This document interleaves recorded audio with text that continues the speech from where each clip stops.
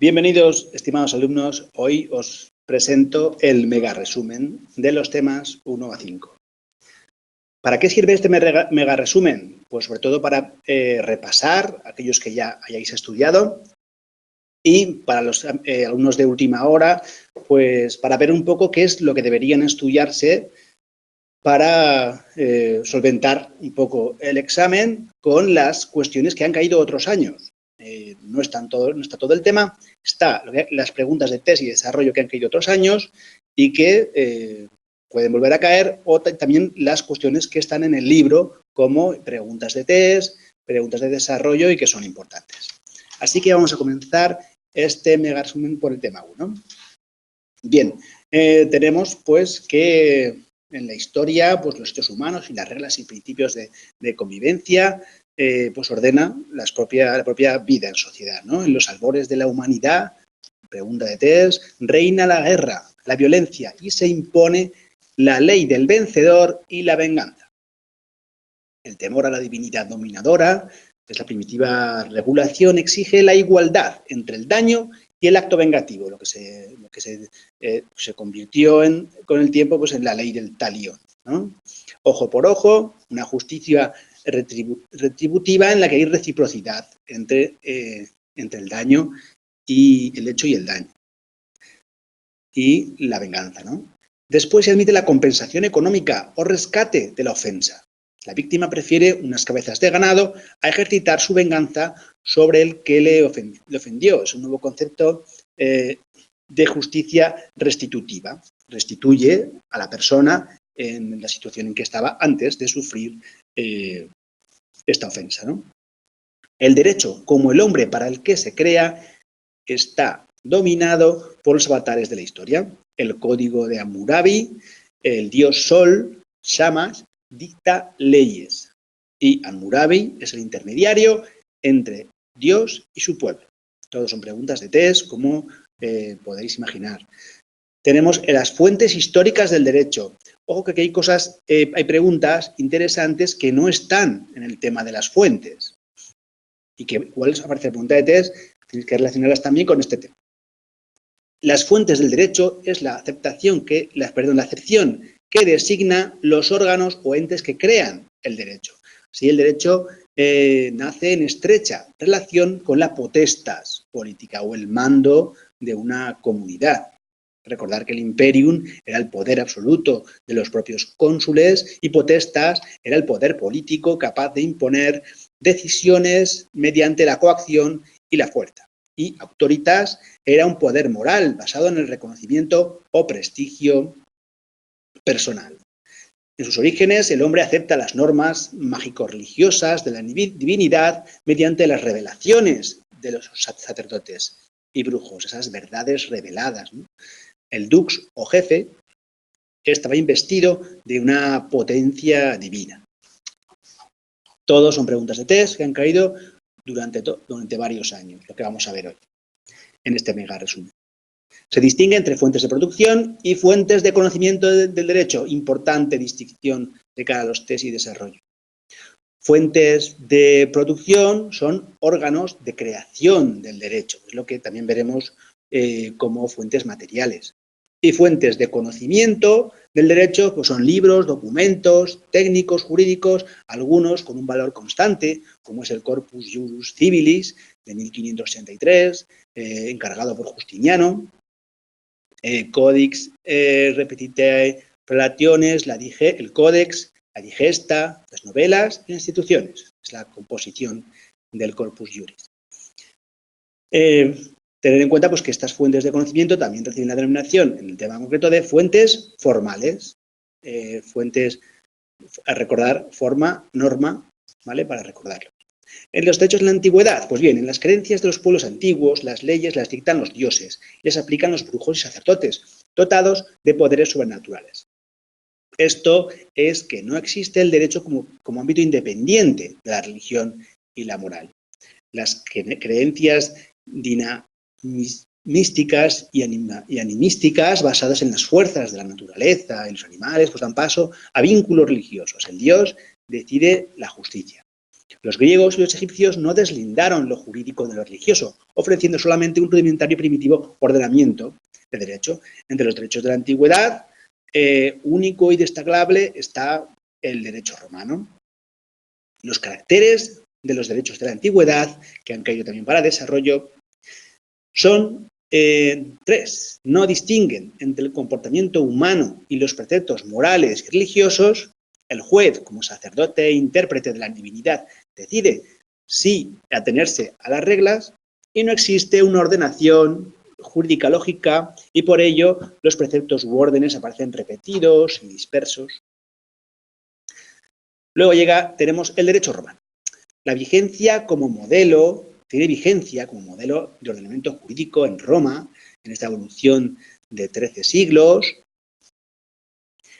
desde el siglo VII al siglo V después de Cristo, y desde la fundación de la ciudad de Roma hasta la muerte del emperador Justiniano. Vigente en los pueblos de tradición romanística y ciencia histórica romanística hasta nuestros días. El jurista Domicio Ulpiano, en el siglo III, definía la justicia con tres máximas. Los preceptos son vivir honestamente, no dañar a nadie y dar a cada uno lo que es suyo.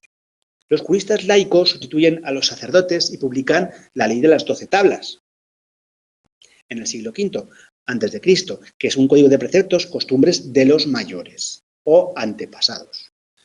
Los jurisconsultos aconsejan a los ciudadanos cómo ejercitar sus derechos mediante acciones, legisacciones. En los juicios prevalece la iniciativa de los litigantes.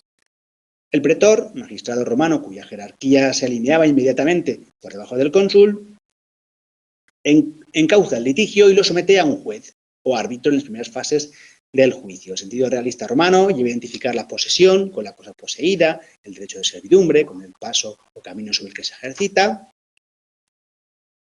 Y también tenemos otras instituciones, como son el pater familias o jefe de la familia, sobre el huerto familiar, el heredium, ejerce el mancipium, el símbolo de la potestad física y jurídica. Sobre la mujer ejercita el manus, y sobre los esclavos la dominica potestas.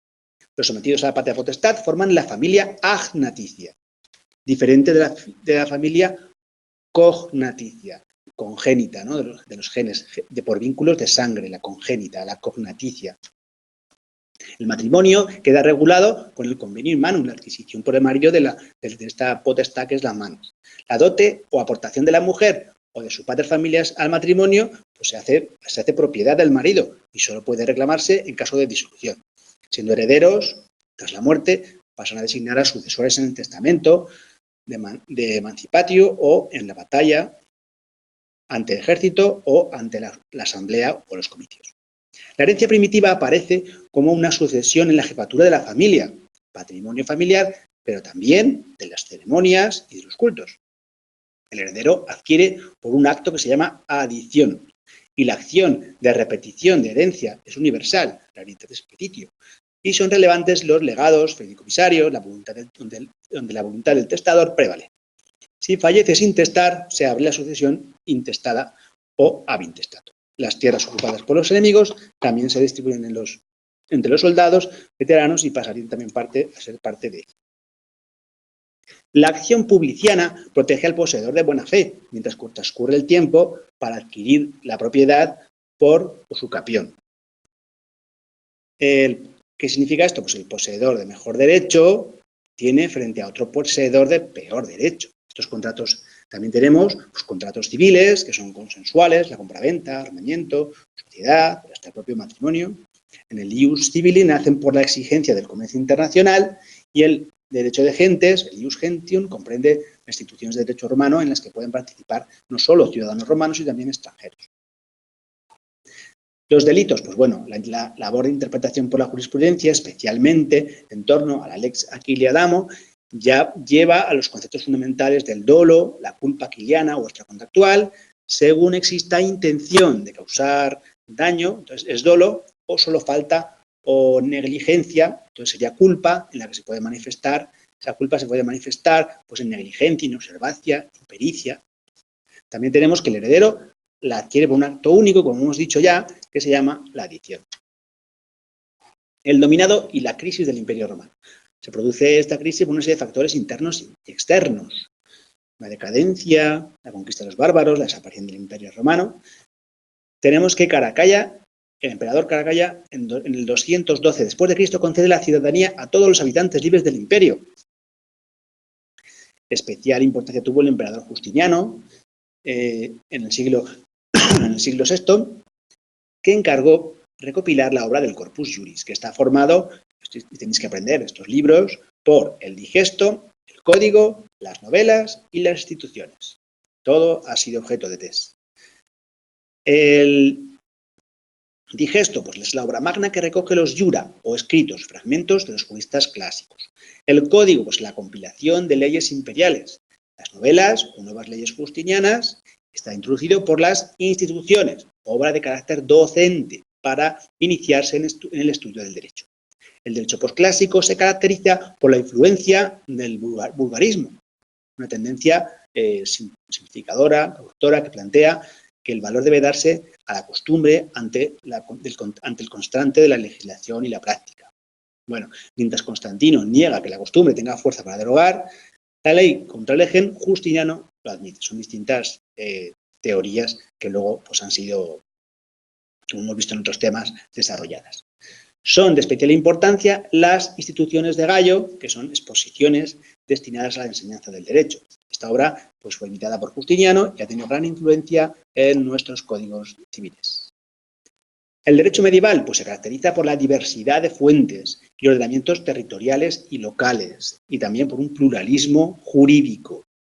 En Occidente, la obra de especial importancia en la recepción medieval del derecho romano fue la Lex Romana Vigitorum o Breviario de Alarico, promulgada por Alarico II, que fue una recopilación de leyes imperiales romanas y textos jurisprudenciales que representaba el derecho de culto frente a los usos y costumbres del derecho germánico. Las costumbres locales hacen que se retorne al primitivismo jurídico, donde el uso de la fuerza y la violencia se manifiestan en los duelos medievales. El descubrimiento del digesto o pandectas en Bolonia, el siglo XII, supone un regreso a las fuentes romanas. En el Código de las 7 partidas de Alfonso X el Sabio, en el ordenamiento de Alcalá, de Alfonso X, Alfonso XI, consagra como fuentes supletorias los fueros municipales, las partidas y las partidas, y reconoce oficialmente esa recepción del derecho romano y canónico. La escuela de comentaristas y posglosadores del siglo XIV. Bien, el derecho moderno. Hay una recepción de este derecho romano.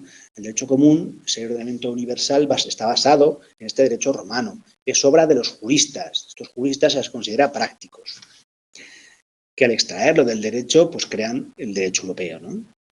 Frente a las tendencias prácticas de los glosadores y comentaristas, que es el Mos Italicus, se inicia un movimiento humanista llamado el Mos Gallicus en el siglo XVI, como consecuencia del Renacimiento. Se pretende reconstruir el derecho romano, liberándolo de las distintas alteraciones introducidas por los comentaristas y compiladores. En el siglo XVII, la escuela del derecho natural defendía el derecho universal para todos los pueblos, fundado en el derecho romano, considerándolo como una suprema razón escrita, ratio scripta. En el siglo XIX, la escuela histórica alemana considera el derecho como un producto espontáneo del propio espíritu y se fundamenta en los principios romanos. Los autores del derecho de pandectas elaboran la dogmática jurídica en la base de la redacción de los códigos civiles. También tenemos otros ejemplos. En nuestra península, en Castilla, en la Edad Moderna, se publican ya 3 recopilaciones de carácter oficial, pero no se fusionan. Los libros y leyes u ordenanzas, el ordenamiento de Montalvo, bajo los Reyes Católicos, la nueva recopilación en 1567, bajo Felipe II, o la novísima recopilación en 1805 de Carlos IV. En Cataluña también, pues la primera, hay otras compilaciones que siguen el Código de Justiniano, en la segunda ocasión en 1500, las Constitucions y altres drets de Cataluña, y la tercera, que con el mismo nombre también en 1704. Bien. Seguimos con el tema 2, en este mega resumen. El derecho nace como consecuencia de un acto o potestad de la autoridad. El tema 2, sabéis que es los juristas y el derecho, y vamos a hablar de cómo nace. El derecho nace como consecuencia de un acto de potestad o de autoridad, de quien tiene el poder o prestigio para dictarlo, y el deber de ser obedecido y aplicado. Los jueces aplican el derecho en virtud de su potestad de jurisdicción, de jurisdictio, de declarar el derecho, ¿no? Así tenemos que el derecho y los juristas prácticos, que fue una pregunta de 2019, desarrollo, pues tenemos que los juristas, como sabéis, pues se dedican al estudio y a la práctica del derecho y hace de la jurisprudencia su profesión. Hoy se distinguen entre prácticos, que se dedican a resolver los problemas que plantea la interpretación y la aplicación del derecho, y los teóricos o científicos, que se dedican pues al estudio, a la investigación y a la abstracción sobre el derecho. Las tradicionales funciones del jurista eran respondere, habere y cabere. Significa respondere, dar respuestas o decisiones jurídicas sobre los casos concretos de los que los ciudadanos planteaban, habere, aconsejar sobre las acciones y fórmulas judiciales que debían ejercitarse, y cabere, proporcionar esquemas y modelos de los actos y negocios jurídicos.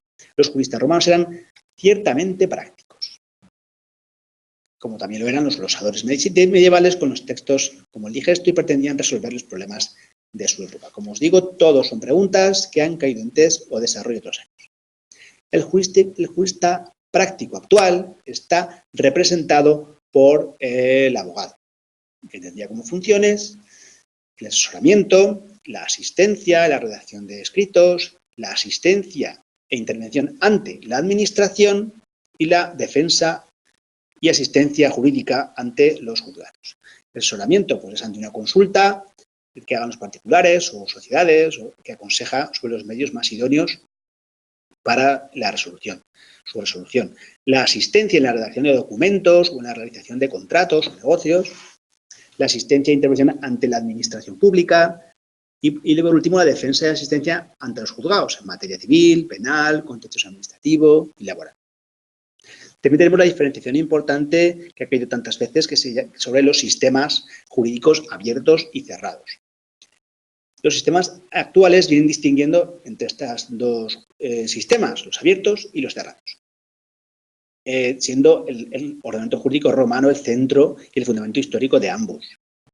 Tenemos que los abiertos es un sistema vivo, jurisprudencial, en continua creación y evolución mediante las decisiones y sentencias que se dan para cada caso en los tribunales. Un ejemplo de sistema abierto y casuístico es el inglés y el americano, con el case law method, es decir, la jurisprudencia o el precedente. No obstante, no son posturas radicales, sino que han disminuido. Por ejemplo, los restatements son como reglas mercantiles coherentes, es decir, que a pesar de ser un sistema abierto basado en los precedentes, también han codificado una serie de reglas mercantiles porque les interesa en el tráfico comercial. También tenemos los sistemas cerrados, que consisten en derecho escrito y compilado en un cuerpo o código. El sistema cerrado es el de los códigos civiles de derecho europeo y continental. No obstante, se han superado estos principios, estos códigos, pues también hay una serie de principios llamados UNIDROIT, que son reglas de comercio internacional que se han venido estableciendo por los usos del comercio a nivel internacional. Una clasificación paralela a estos sistemas abiertos y cerrados, pues son una clasificación que distingue entre problemáticos y axiomáticos. Problemáticos, los que se orientan a una decisión concreta y se da en sistemas abiertos y cerrados, y los axiomáticos, que tratan de sentencias construidas con reglas generales aplicadas a los nuevos casos que se presentan y hacen derivar por deducción un sistema de normas generalmente admitido. Bien, también tenemos el derecho privado europeo. La Unión Europea se ha distinguido por distintos caminos y procedimientos para unificar el derecho privado. tenemos tres vías. La primera vía, pues mediante las normas, las directivas y reglamentos. Se trata de instrumentos para coordinar y unificar las regulaciones de los Estados miembros de la Unión sobre distintas materias. La segunda vía es la de principios de derecho. ¿Cómo se unifican con principios de derecho? Pues bueno, la tendencia, el llamado soft law, se trata de establecer unos principios basados en los elementos comunes de las instituciones. Y la tercera vía es la codificadora. En este sentido, pues la Academia de Pavía, dirigida por el profesor Gandolfi, pues ha redactado un anteproyecto del Código Europeo de Contratos que parte de la idea de que la codificación es el mejor camino para conseguir la integración europea. Pues bien. También tenemos los códigos civiles como forma de unificar. La corriente doctrinal basada en la tradición romanística, inspirada por los autores del derecho de pandectas, desemboca pues, en los códigos civiles europeos, que muchos de ellos tienen semejanzas. Por ejemplo, en Francia, el Código de Napoleón, de 1804, que influye poderosamente en la codificación de numerosas naciones. También en España hay una influencia decisiva en nuestro Código Civil de 1889, el actual, aunque este código quedó antiguado con la obra maestra del suizo de 1919 y el italiano, el 1942, más perfecto en contrato. Pues bien, las cuestiones son importantes para TES. El derecho inglés y americano, pues bien, somos el prototipo de sistema abierto en continua evolución, aplicando la técnica de los precedentes. Se llama, pues como sabéis, derecho de juristas, common law. El common law es históricamente el más importante y se adecua la virtud de los principios inspiradores de la equidad, equity, en un continuo proceso de elaboración basado en las decisiones de cada caso, en los precedentes, el case law. La aplicación jurisprudencial de principios generales de origen romano. Los principios generales son procedentes del derecho romano, son considerados argumentos, se consideran también como en los argumentos, en los fallos judiciales, también se consideran estos principios generales como un punto de referencia, al ser un punto de coincidencia en la normativa en general, ¿no?, de distintos estados. Se refiere a ramas dispersas. Los principios de derecho de contratos, pues bien, los principios del derecho europeo de contratos, pues en la última década pues, he intentado unificar todos los usos de contratos en el ámbito europeo. Ha habido trabajos en una comisión de derecho contractual presidida por el sueco Ole Lando, como son los Restatement of Contracts americanos, por el American Law Institute a partir de 1932, que trata de promover la clasificación del derecho en las relaciones comerciales. También el Tratado de Viena sobre la venta internacional de mercancías. Y, por último, los principios UNIDROIT sobre contratos mercantiles internacionales. Se presenta como una auténtica lex mercatoria de usos y costumbres que regulan el comercio internacional. Pues bien, el tema 3, concepto unitario y plural del derecho. El concepto unitario es el que nos habla de que el hombre es un ser social por naturaleza, como decía Aristóteles.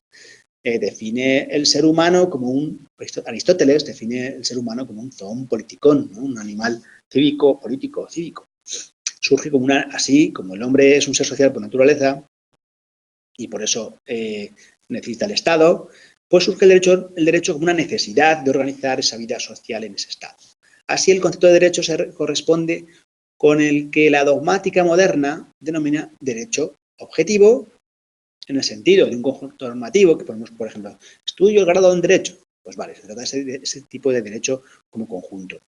El derecho subjetivo, pues ya es el derecho que es una facultad personal o frente a una cosa, es el derecho personal, ¿no?, el derecho que uno tiene en cada momento a algo, como el derecho al paro, a una prestación. Históricamente, el gran legado de Roma a la prosperidad ha sido el derecho. La unidad y la unicidad del derecho se contrapone al hecho de que está formado por que el derecho está formado por una pluralidad de normas. Dicha diversidad tiene dos problemas, que son la contradicción y la laguna. ¿Qué es la contradicción? Pues que un mismo supuesto pues, debe tener un mismo resultado. Y si es un resultado distinto, pues hay una contradicción. La segunda cuestión es a la inversa, es que no existe en el ordenamiento jurídico ninguna norma que contemple un hecho concreto, entonces hay una laguna. El derecho responde a una estructura jerárquica y piramidal, según Hans Kelsen. Esta teoría normativa, la intervención provoca una subordinación normativa y correlativa, hasta llegar al vértice de la pirámide legislativa donde está la Constitución, que es la norma fundamental, de la que derivan las demás normas. En resumen o en suma, la unidad del ordenamiento jurídico debe derivar otros dos rasgos. Es decir, si pretendemos que haya unidad del ordenamiento, tiene que haber dos rasgos que son la coherencia y la plenitud. La coherencia, pues que las normas sean coherentes, que sean compatibles, no establecer consecuencias distintas a supuestos idénticos, ¿vale? Hay que superar las antinomias. La plenitud. La plenitud significa pues que se da pues, cuando hay una laguna y esta laguna se cubre. ¿Cómo? Pues por analogía, por una aplicación extensiva de la norma. Así, el principio de unidad del derecho provoca en su aplicación la necesaria seguridad jurídica al ciudadano, porque es capaz ese derecho, en base a esa unidad, pues superar las lagunas y las contradicciones. El concepto nuclear del derecho.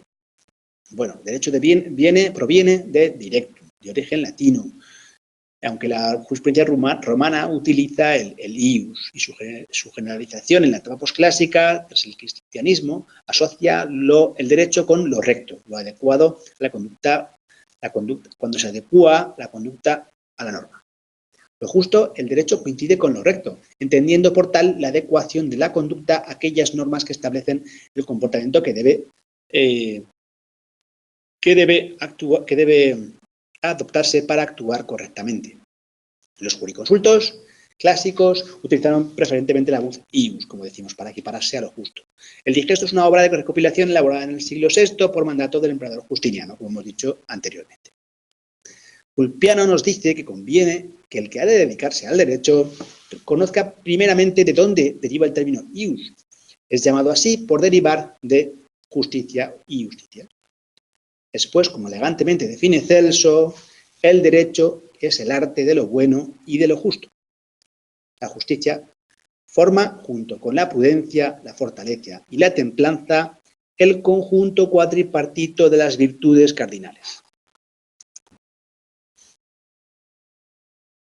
Tenemos, pues, la alegoría del pensamiento griego, el mito del cardo alado, que aparece en el texto Fedro de Platón, donde tenemos la prudencia es pues, la virtud de la auriga, en la que en cada circunstancia indica que es lo justo, y lo templado es lo que es conforme a la fortaleza. Bueno, esto lo desarrollamos más adelante, lo desarrollamos en el tema.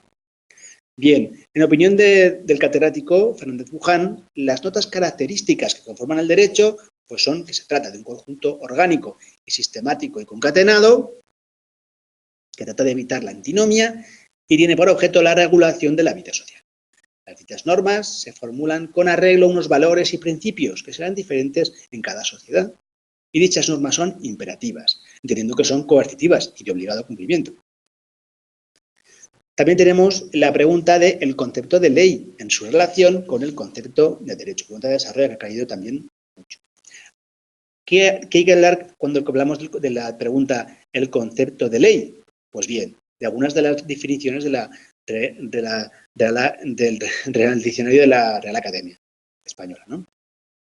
Bien, pues una acepción nos dice que el precepto dictado por la autoridad competente, la ley es el precepto dictado por la autoridad competente, que se manda o prohíbe algo en consonancia con la justicia y para el bien de los gobernados. El contenido de la ley es el mandato o prohibición, saltando por la ley el precepto imperativo, estar en consonancia. La finalidad de la ley pues es estar en consonancia con la justicia y dictarse para el bien de los gobernantes, por el bien de los gobernantes. Hay otra acepción que nos habla del régimen constitucional respecto a una disposición votada por las Cortes. Bueno, pues esta sería, pues que nos diría pues, que la ley es una ley positiva, se ha votado en la Cámara Representativa, siendo así la ley la expresión de la voluntad del pueblo a través de un referéndum, que es la expresión democrática más directa, pues que ya no es representativa, sino es una votación directa, ¿no? No representativa a través de los representantes, ya sean diputados, senadores o miembros de las cámaras. Hay un evidente positivismo en español en expresiones que se adentran en el ámbito moral. Las expresiones coloquiales que habitualmente decimos, pues tenemos que decimos a toda ley. Pues entonces me refiero que es con una estricta sujeción a lo justo. La ley del caballero, pues se supone que asegura la verdad de lo que estoy diciendo o afirmando. Con todas las de la ley, pues hablamos de un cumplimiento ético de lo debido. De buena ley, pues de perfectas condiciones morales. De ley, pues de una forma recta o honrada. El saber popular ha expresado en este vocablo de ley algo más de lo que dice el legislador por el poder constitutivo. El árbol del derecho, pues bueno, el árbol del derecho es que, aunque sea un conjunto unitario el derecho, pues es objeto de divisiones y clasificaciones. Estas ramas del derecho fueron configurándose a través de un proceso de diferenciación, sobre todo con el ejercicio de la abogacía, que resulta cada vez más especializada y se van creando estas especializaciones o ramas. Hay una bipartición importantísima, que es la de derecho público y derecho privado, que ha caído en preguntas de desarrollo.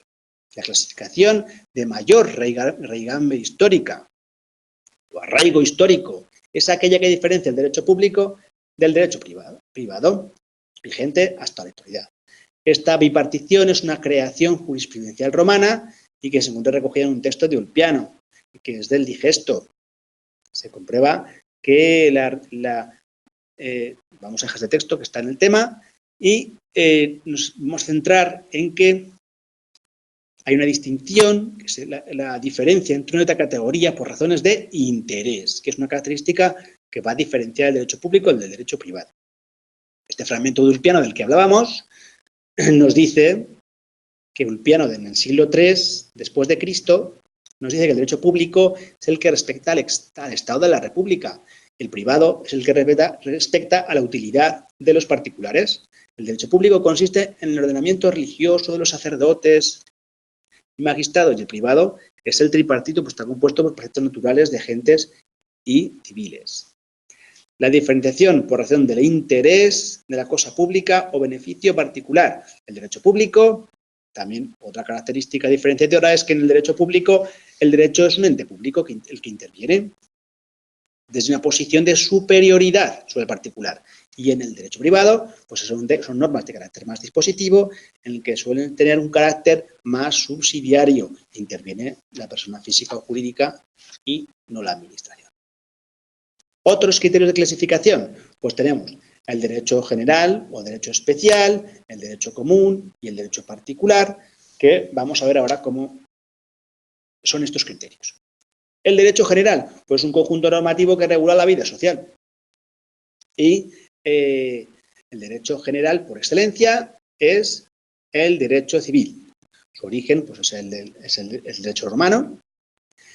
Y que nos dice el Código Civil, en el artículo 4º, párrafo 3º, que las disposiciones del Código Civil se aplicarán como supletorias en las materias regidas por otras leyes.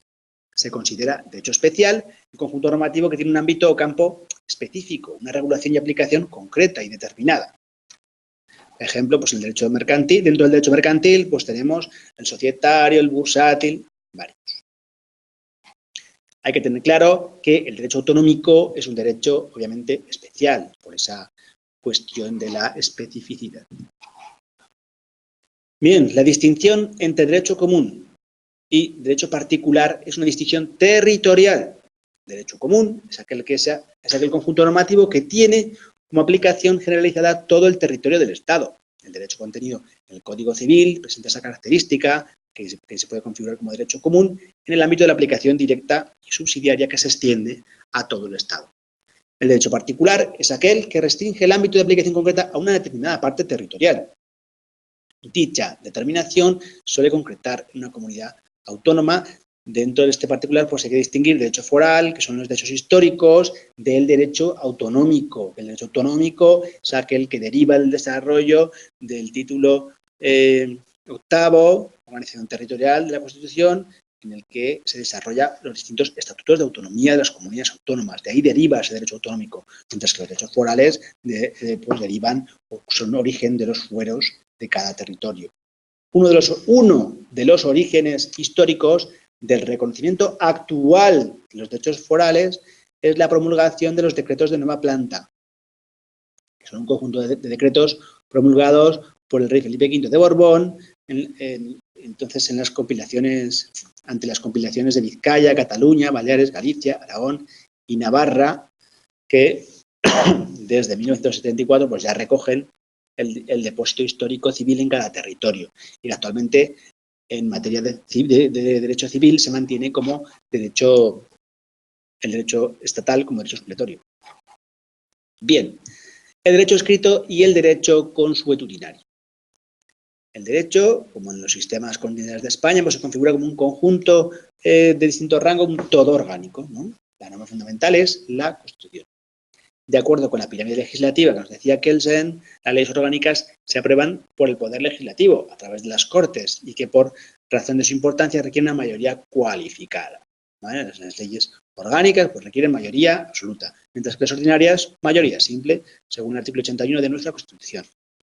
Todo este conjunto normativo es siempre manifestación de nuestro derecho escrito. Por eso nuestro Código Civil nos dice que entrarán en vigor las leyes a los 20 días de su completa publicación en el boletín, si las propias leyes no disponen lo contrario, o otra cosa. Puede decirse que el derecho consuetudinario conforma un conjunto orgánico. Se trata de normas expresadas en la costumbre. Esta conciencia de obligatoriedad es lo que transforma una mera costumbre social en una auténtica norma jurídica. El derecho consuetudinario surge de forma espontánea. El creador es el conjunto social. Así, el artículo 1 del Código Civil nos dice que las fuentes del ordenamiento jurídico español son la ley, la costumbre y los principios generales del derecho. Carecerán de validez las disposiciones que contradigan otras de rango superior y que la costumbre solo regirá en defecto de ley aplicable, siempre que no sea contraria a la moral o al orden público y que resulte probada. Los usos jurídicos que no sean meramente interpretativos de una declaración de voluntad tendrán consideración de costumbre. Se consagra el derecho de carácter supletorio de un derecho no escrito, que es la costumbre. En aplicación del derecho escrito, rige el principio iura novit curia, es decir, que el juez conoce el derecho. Por el contrario, el que invoque una costumbre tendrá que probarlo. Deberá aportar las pruebas necesarias y probar su vigencia, salvo si la otra parte no se opone. La doctrina científica ha señalado como una serie de condiciones para que una costumbre pueda ser considerada fuente de derecho: ser conforme a la moral y al orden público, existir una convicción de su obligado cumplimiento y permanecer en el tiempo, que sea respetada y generalizada y pública durante tiempo. Por último, atendiendo a las relaciones, el derecho escrito y el derecho no escrito, a lo que es lo mismo entre la ley y la costumbre, la doctrina distingue tres clases de costumbre. La costumbre secundum legem, de conformidad con la ley; la costumbre prater legem, al margen de la ley, es decir, como fuente; y la costumbre contra legem, contra ley. La compilación navarra considera que la costumbre establecida asentada en la tradición de Navarra, aunque sea contraria a la ley, prevalece sobre el derecho escrito. Bien, vamos a seguir con la siguiente cuestión. Bueno, fijaros que solamente Navarra aparece y recoge esta costumbre contra lege. Bien, y vamos a continuar con el siguiente tema.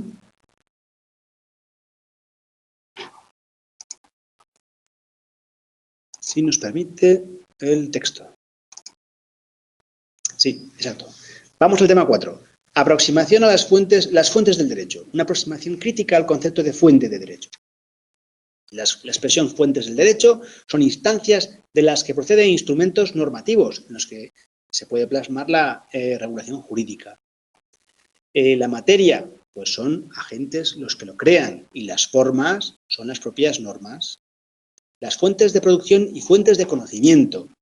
Importante distinción, como hemos dicho anteriormente. también hay que está relacionado con las fuentes históricas del derecho del tema que hemos visto anteriormente, del primer tema. Hay que distinguir fuentes materiales con fuentes formales.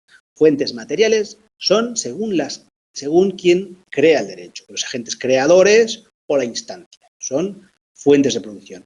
Fuentes materiales, fuentes de producción, quien crea el derecho. Fuentes formales tenemos que asociar fuente formal con forma. Si asocio fuente formal con forma, la forma de la fuente formal es la norma, donde se manifiesta el instrumento en el que se plasma, es decir, las normas propiamente dichas. Estos son se habla entonces de fuente de conocimiento. ¿Cómo conozco el derecho? Pues a través de la norma, ¿de acuerdo? Ejemplos de fuentes formales, los reglamentos y también, importante, la propia Constitución española. En la Antigüedad y en la Edad Media había una coexistencia de fuentes. En Roma, los pretores, los jurisconsultos, el Senado, los emperadores ostentan condición de fuente, porque de ellos emana derecho, ¿no? Y las fuentes formales, pues ya son edictos, leyes, con un orden jurídico complejo. En el derecho medieval, las fuentes de producción de derecho, pues son fuentes de conocimiento, derivan, o sea, las leyes, las fuentes de conocimiento, ¿qué son? Pues las normas, las leyes, las bulas, los fueros, sin una clara relación jerárquica, porque hay mucha heterogeneidad, fragmentación en el medievo. Un nota común a estos órdenes es el pluralismo jurídico, en cuanto a pluralidad y coexistencia de fuentes. Luego, históricamente, se da paso a un monismo jurídico, donde el Estado es la única fuente de producción del derecho, negando cualquier otra de las fuentes. En el Estado moderno y contemporáneo, pues bueno, con el triunfo de los Estados se configura el Estado absoluto, el absolutismo, en el que el rey acumula el poder y la autoridad para dictar leyes. El soberano es la única fuente de producción y la ley que expresa su voluntad es la fuente de conocimiento. La soberanía se personifica en el gobernante. Y hay una jerarquización donde en la cúspide está el monarca. Bien, en la actualidad, pues ¿qué ocurre en la actualidad? Pues es que el Estado es la fuente principal de producción y la ley, la de conocimiento, la fuente principal de conocimiento. Pero también aparecen nuevas fuentes que ponen en cuestión la exclusividad del Estado. Por ejemplo, la integración del Estado en entidades supranacionales, como es el caso de la Unión Europea, la globalización, hace que si quieres estar dentro del comercio, pues tengas que aceptar esas reglas internacionales del comercio, y la desregulación y privatización de sectores del derecho, donde pues hay parte de resolución de los conflictos mediante otras formas, como son el arbitraje, la conciliación, la mediación, donde ya no hay ese monopolio del Estado, sino que los particulares deciden. Las fuentes del derecho en el ordenamiento jurídico español. Pues bueno, aquí tenemos que son el Código Civil, 1889, establece una prelación de fuentes. La Constitución del 78 lo que hace es modificar y complementar sustancialmente ese conjunto del sistema de fuentes español. Debemos acudir al artículo 1, primero del Código Civil, que nos dice las fuentes del ordenamiento jurídico español son la ley, la costumbre y los principios generales del derecho. La ley, pues sabéis que la ley como forma, ¿no? La ley como forma es fuente de conocimiento, es fuente formal, por excelencia, el instrumento que manifiesta la voluntad de los órganos legislativos.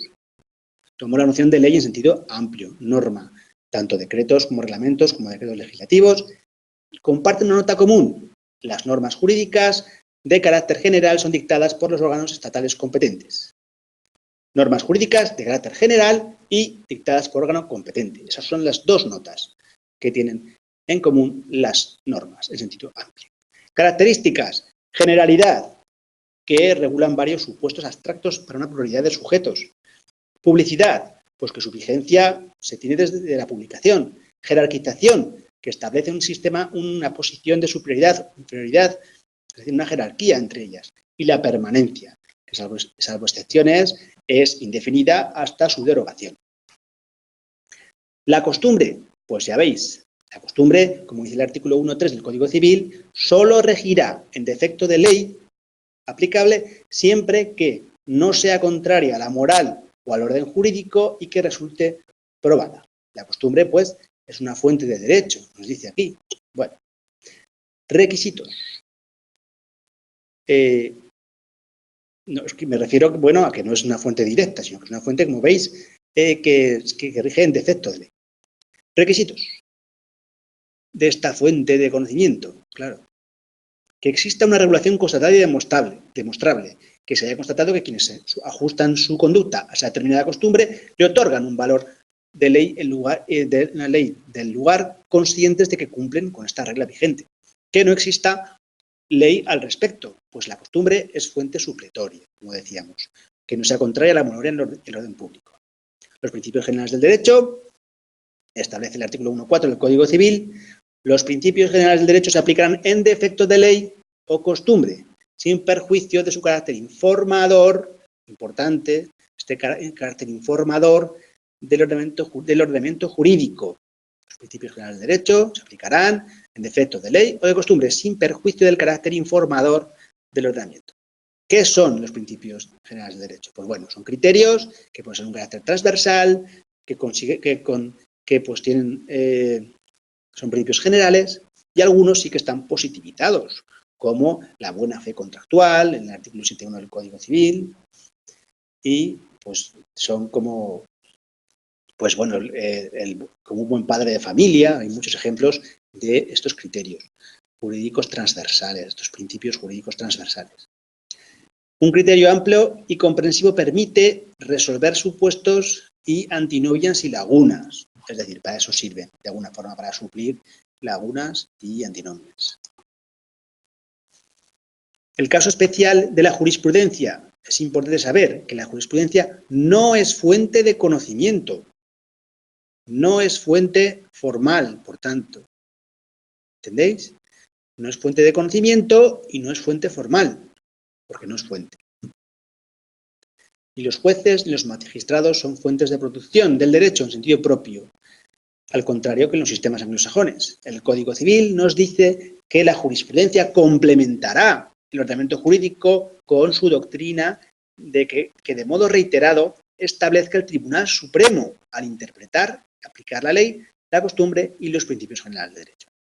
La del Tribunal Supremo se considera una fuente del derecho en tanto que completa, aclara y el alcance de las demás fuentes, ¿no? Pero no es una fuente en sí misma. La respuesta para la pregunta de tesis no es una fuente de conocimiento, no es una fuente formal. Sin embargo, pues al criterio restrictivo del Código Civil, de cierto punto de vista, toda la jurisprudencia, no solo la del Tribunal Supremo, puede considerarse fuente del derecho. Bueno, la jurisprudencia del Tribunal Constitucional, especialmente, cuando no está recogida en el Código Civil, es una fuente del derecho de primer orden, porque no puede legislar, sino porque en su función de control, de interpretación de las disposiciones constitucionales, especialmente las de derechos fundamentales, en cada caso, posee una fuerza vinculante para los jueces y tribunales. La Constitución, como fuente, tenemos que la Constitución pues crea un nuevo sistema, es una crisis en el sistema tradicional de fuentes y establece un nuevo marco de distribución de poderes, una nueva estructura, donde la Constitución, en el caso de española, tiene un valor normativo directo, directamente aplicable, sin necesidad de desarrollo legal.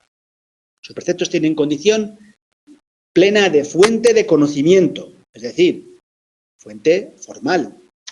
Es una norma, pues ya sabemos que tiene forma y fuente formal. Del mayor de los rangos y vinculante para los tribunales, porque han de interpretarse el conjunto del ordenamiento conforme al texto constitucional.